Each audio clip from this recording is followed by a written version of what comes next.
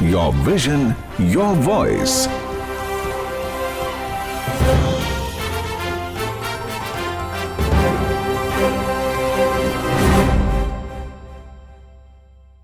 नमस्कार, सत श्री अकाल, आदाब। स्वागत है आपका FM रेनबो 102.6 के कार्यक्रम एयर नेक्स्ट के नए एपिसोड में। मैं हूं आपकी आज की RJ Guruksha Bansal with 6 steaming cup of strong coffee with 6 of my college buddies to share with। मैं केआर मंगलम यूनिवर्सिटी में पढ़ती हूं और BL8 के फाइनल ईयर में हूं। मैं अपनी यूनिवर्सिटी के कल्चरल क्लब की मेंबर हूं। मुझे डांस करना बहुत पसंद है और मैं एक क्लासिकल डांसर भी हूं। जैसा कि आप सब जानते हैं कि आज 2 अक्टूबर है और इसमें गांधी जी की बात ना हो ऐसा तो हो ही नहीं सकता। इसी के साथ मैं आज के टॉपिक को इंट्रोड्यूस करना चाहूंगी, गांधी जी के सपनों का भारत। अब मैं चाहूंगी कि यहाँ बैठे मेरे सभी दोस्त अपने बारे में सबको बताएं। हाय, मैं मोक्षिता सेठी BL8 थर्ड ईयर में पढ़ती हूँ और मैं दिल्ली से हूँ। मैं फोटोग्राफी, ट्रैवलिंग और नॉवल रीडिंग में काफ़ी रुचि रखती हूँ। मैं अपनी यूनिवर्सिटी की रिटोरिक लिटरेरी क्लब की मेंबर हूँ। Hi, this side Aditi Verma, currently pursuing BL8 third year. मैं दिल्ली में रहती हूँ। I am a member of Health Society in our university as well, जो हेल्थ के रिगार्डिंग अवेयरनेस स्प्रेड करता है among people, जैसे anaemia, diabetes, heart problems etcetera. मेरी हॉबीज हैं चित्रकला। मुझे नई नई चीज़ों के बारे में जानकारी पाना और उनके बारे में रिसर्च करना बहुत पसंद है। मुझे ट्रैवल करना और नई नई चीज़ों को एक्सप्लोर करने में भी काफ़ी मज़ा आता है। Hey, I am Upasana and मैं दिल्ली से हूँ। Currently I am a member of NSS, जो बहुत सारे सोशल वर्क एक्टिविटीज करने का मौका देता है। इसके अलावा मुझे चेस और सुडोको जैसे गेम्स में भी मेरा इंटरेस्ट है। नमस्ते, मेरा नाम अल्पना जेम्स है। मैं B.Ed फर्स्ट ईयर में हूँ। मैं यूनिवर्सिटी के कल्चरल क्लब का हिस्सा हूँ। I am a south Indian, born in Kerala and brought up in Delhi. I'm extremely passionate in educating the youth in subjects like mathematics, English, science and theology. मैं अपने free time में non fiction books पढ़ना पसंद करती हूँ, travel करना पसंद करती हूँ और इंडिया के वेरियस क्विजीन्स को एंजॉय करना पसंद करती हूँ। नमस्कार, मैं छवि कौशिक B.Ed की छात्रा हूँ। मैं गुड़गांव से बिलोंग करती हूँ। मुझे कविताएं लिखना, चित्रकारी करना, किताबें पढ़ना और नृत्य करना बेहद पसंद है। मैं इवेंट मैनेजमेंट और स्पोर्ट्स में भी खास रुचि रखती हूँ। मैं पिछले 2 वर्ष से NSS क्लब की वॉलंटियर हूँ, जो काफ़ी सारे सामाजिक कार्य कराता है। Even last year I have been honoured as a vice president of my club. तो दोस्तों, ये तो था हम सब दोस्तों का परिचय। जैसा कि हम बात करने वाले हैं आज गांधी जी और उनके सपनों के भारत के बारे में, तो मेरे मन में एक सवाल है, आखिर गांधी जी का असल सपना क्या था? साफ सफाई रखना, आज़ादी दिलाना या एजुकेशन इम्पार्ट करना? गुरुक्षा, मुझे तो लगता है उनका सपना भारत को सेल्फ रिलायंट बनाने का था। स्वदेशी और सत्याग्रह तो गांधी जी की लाइफ की फिलॉसफी के फंडामेंटल्स हैं। भारत को आज़ाद कराने के लिए गांधी जी ने 1906 में स्वदेशी आंदोलन की शुरुआत की थी। उस समय गांधी जी ने सभी लोगों को इन्फ्लुएंस किया कि वो ब्रिटेन से आए कपड़े और बाकी सामान का बॉयकॉट करें। ये मूवमेंट आज़ादी तक चला और काफ़ी पॉपुलर भी हुआ। इसी से इन्फ्लुएंस होकर 2014 में हमारे प्रधानमंत्री जी ने भी मेक इन इंडिया मिशन की शुरुआत की। इस मिशन के चलते उन्होंने कई इन्वेस्टर्स को इंडियन कंपनीज में इन्वेस्ट करने को कहा। इसी के साथ भारतीय नागरिकों को भी भारत में रहकर अपने स्मॉल बिजनेस खोलने के लिए प्रोत्साहित किया। इस मिशन का मोटिव इंडिया को एक वर्ल्ड क्लास पावर हाउस बनाना है, जो इकोनॉमी के बड़े बड़े इश्यूज को एड्रेस करने में हेल्प करेंगी। इसके कई भाग हैं, जैसे make in India, startup India, vocal for local, skill India programme और स्मार्ट सिटीज। इस इनिशिएटिव से वो भारत से अनएम्प्लॉयमेंट हटाना और डेवलपमेंट और ग्रोथ को प्रमोट करना चाहते हैं। हाँ मोक्षिता, जब बात आती है एम्प्लॉयमेंट की, तो मुझे ऐसा लगता है कि हमें उससे पहले गांधी जी के व्यूज एजुकेशन को लेके जान लेने चाहिए। गांधी जी कहते थे, यदि व्यक्ति सीखना चाहे तो उसका हर एक भूल उसे शिक्षा दे सकता है। महात्मा गांधी जी ने शिक्षा को 3R और 3H में डिस्ट्रीब्यूट किया। बिल्कुल सही कहा दीदी तुमने। 3R से उनका मतलब था रीडिंग, राइटिंग और अरिथमेटिक, और 3H से उनका आशय था हैंड, हेड और हार्ट। बच्चा जो लिखे सोच समझकर और एक्सेप्ट करके लिखे। शिक्षा का प्रक्रिया का केंद्र विद्यार्थी है। विद्यार्थी को अनुशासित यानी डिसिप्लिन में रहना चाहिए। बिल्कुल सही कहा दीदी तुमने, मैं तुम्हारी बात से सहमत हूँ। लेकिन ये डिसिप्लिन सिर्फ बच्चों के लिए ही नहीं होना चाहिए, ये हम सभी को लागू करना चाहिए। आइए जानते हैं उपासना से कि क्या डिसिप्लिन स्वच्छता में मेन रोल निभाता है। जैसे कि हम जानते हैं कि गांधी जी का ना हमेशा से एक सपना था भारत को स्वच्छ बनाने का, और तो और भारत को स्वच्छ बनाने के लिए एक अभियान भी शुरू किया, स्वच्छ भारत अभियान। लेकिन क्या सच में हमारा भारत स्वच्छ है?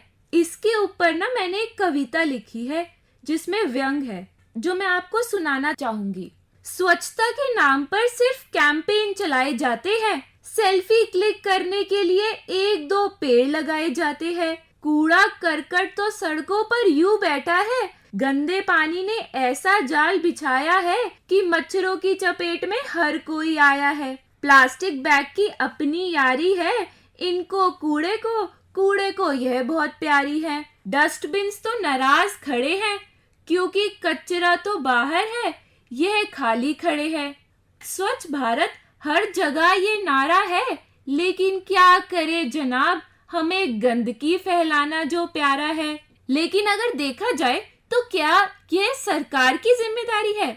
यह हमारी भी जिम्मेदारी है। स्वच्छ भारत का पूरा करेंगे सपना, अपने कार्य से साफ रखेंगे देश अपना। व्यंग आपने बोला है वो बिल्कुल सटीक है। बात स्वच्छता की होती है तो आज भी कचरा डस्टबिन से बाहर है। अक्सर हम देखते हैं कि लोग खाने पीने की चीज़ों को ले जाने के लिए प्लास्टिक का ही यूज़ करते हैं, लेकिन क्या ये सही है? जबकि हम सब जानते हैं कि प्लास्टिक बैन है और स्वास्थ्य के लिए हानिकारक भी है। हम कैरमंगलम यूनिवर्सिटी गुरुग्राम से बात कर रहे हैं सपनों के भारत के बारे में। आइए जानते हैं कि कैसे गांधी जी का जो सपना था यूनिटी का और कुरीतियों को मिटाने का, क्या वो आज भी पूरा हुआ है? हमारा भारत एक ऐसा देश है जहाँ पर यूनिटी इन डाइवर्सिटी पूरी तरह से देखी जाती है। गांधी जी का सपना था कि भारत में किसी भी प्रकार का भेदभाव ना हो, यानी कि no discriminations on the basis of caste, creed, gender, religion, region, race और एथनिसिटी। हमारे देश की युवा पीढ़ी इस सपने से बिल्कुल सहमत है और रात दिन इस सपने को हकीकत बनाने में जुटी हुई है। गांधी जी ने महिला सशक्तिकरण में भी बहुत योगदान दिया है ना छवि? बिल्कुल रत्ना, क्या आप जानते हैं महात्मा गांधी जी की विचारधारणा महिलाओं के प्रति समाज में कैसी थी? नहीं ना? Let me tell you. Mohandas Karamchand Gandhi, he was a visionary person, यानी वह एक दूरदर्शी व्यक्ति थे। He understand the importance of women in society. इसीलिए उन्होंने दहेज, पर्दा प्रथा, अनटचेबिलिटी और बाल विवाह जैसे मुद्दों के विरुद्ध आवाज़ उठाई थी और युवाओं को भी इसके विरुद्ध खुलकर सामने आने के लिए प्रेरित किया था। महात्मा गांधी जी के प्रयासों से महिलाओं की स्थिति काफ़ी मजबूत हुई थी।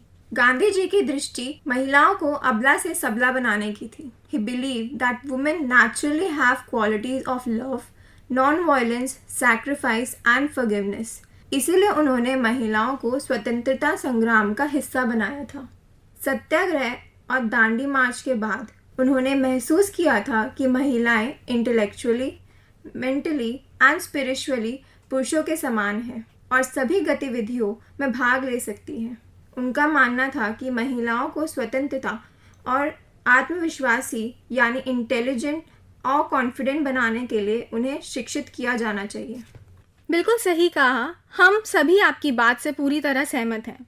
महिलाओं के लिए गांधी जी ने बहुत सारे इनिशिएटिव्स लिए हैं और उन इनिशिएटिव्स की वजह से आज हम सब इक्वालिटी में बिलीव करते हैं। तो आइए चलते हैं, इस चर्चा को आगे बढ़ाते हैं और जानते हैं कि गांधी जी ने बेसिक एजुकेशन के बारे में क्या कहा है। सबसे पहले गांधी जी ने बोला था 6 से 14 साल तक के सभी बच्चों को निःशुल्क यानी फ्री एजुकेशन मिलनी चाहिए। इसके लिए हमारी भारत सरकार ने भी राइट टू एजुकेशन एक्ट 2009 के तहत कहा है कि हर बच्चे को फ्री एंड कंपल्सरी एजुकेशन मिलेगी। उसके साथ साथ भारत सरकार ने बच्चों का स्वास्थ्य का भी अच्छे से ध्यान रखा है, जिसके लिए जुलाई 2003 में उन्होंने मिड डे मील का इम्प्लीमेंटेशन किया है, जो अब पीएम पोषण के नाम से भी जाना जाता है। गांधी जी के अनुसार संपूर्ण शिक्षा हस्तकला और उद्योगों पर आधारित होनी चाहिए। मतलब बच्चों को ज्ञान सिर्फ किताबी शिक्षा पर ही नहीं, प्रैक्टिकल नॉलेज और एक्टिविटीज के थ्रू भी कराना चाहिए, जिससे कि उनको हर चीज़ के बारे में डिटेल में पता चले। आपकी बात बहुत सटीक है और मिड डे मील के वजह से हमने देखा है कि काफ़ी जो गरीब बच्चे हैं उन्हें पूरा पोषण मिल रहा है। बिल्कुल अदिति, मैं आपकी बात से सहमत हूँ और गांधी जी के विचारों को मद्देनजर रखते हुए और आज के युवाओं को जागरूक करने हेतु मैं एक स्वयं लिखित कविता प्रस्तुत करना चाहती हूँ। मेरी कविता का शीर्षक है याद रहे जो बेटी को। आज देश के हर कोने में संकट सा मंडराया है, प्रलय काल दे रहा निमंत्रण, खतरा सिर पर आया है। क्यों असुरक्षित हुई बेटियां इस हिंदुस्तान की धरती पर, जिसने नहीं पालकी देखी 100 चढ़ जाती अर्थी पर। कुछ को कोख में मारकर नहीं माता पिता लज जाते हैं, बिना पढ़ाए भार समझकर जल्दी ब्याह कराते हैं। फिर भी क्यों दहेज के कारण आग लगाई जाती है, या तो बेटियां स्वयं तंग हो या फांसी चढ़ जाती हैं। याद रहे जो बेटी को यूं निर्भर रहना पड़ जाएगा, पुरुष प्रधान जगत में उसे चुप रहना पड़ जाएगा।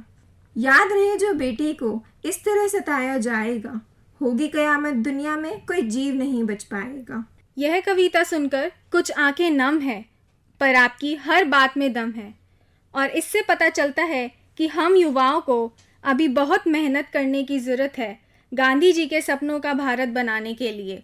आज हम गांधी जी के सपनों के बारे में तो बात कर ही रहे हैं, तो मैं आगे चलते चलते बस ये और पूछना चाहूँगी कि गांधी जी की किस बात से आप सबसे ज़्यादा प्रभावित हैं? मैं तो उनकी सदा जीवन उच्च विचार की बात से बहुत प्रभावित हूँ। अदिति, आप किस बात से प्रभावित हैं? मैं एज अ टीचर ये बोलना चाहूँगी कि मेरे को उनकी एजुकेशन की बात बहुत प्रभावित करी। मैं अपने फ्यूचर में कोशिश करूँगी कि हम मिड डे मील और practical as well as bookish knowledge का पूरा प्रयास करूँ। मोक्षिता, आप बताइए। जैसा कि गांधी जी ने कहा है, स्वदेशी is the only doctrine consistent with the law of humanity and love. ये बात मुझे बहुत अच्छी लगी और मैं चाहूँगी कि हम प्रधानमंत्री जी के मेक इन इंडिया और वोकल फॉर लोकल इनिशिएटिव को हम आगे बढ़ाएं। अल्पना, आप किस बात से इंस्पायर्ड हैं? गांधी जी मानते थे कि हम ज्ञान का दीपक जला के किसी भी अंधेरे से बाहर आ सकते हैं, तो हम सेल्फ रिलायंट बन सकते हैं and the only thing we have to do is educate ourselves.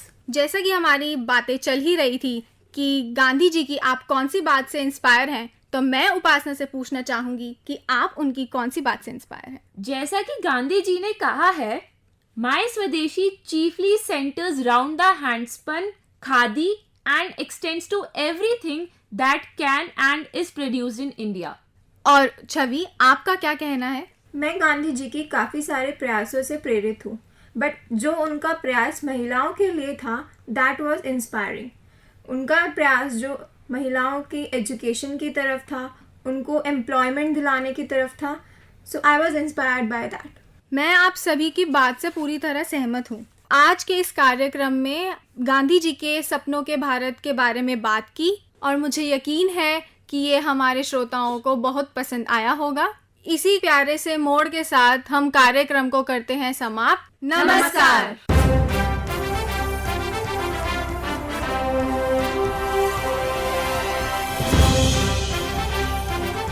Air Next.